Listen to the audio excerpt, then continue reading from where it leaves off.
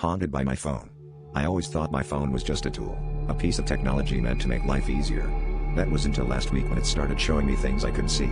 It began with a simple selfie attempt, the kind where you're just trying to document another mundane day.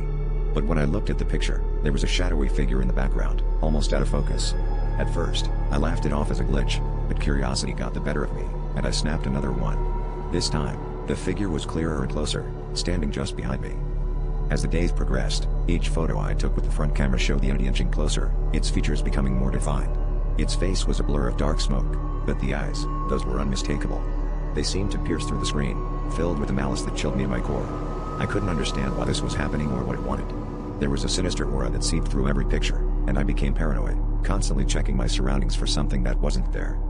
I stopped taking photos, hoping the presence would vanish if I ignored it. But the entity had found a way into my life, and it wasn't leaving. My phone started randomly turning on, the front camera activating on its own, capturing images without my consent.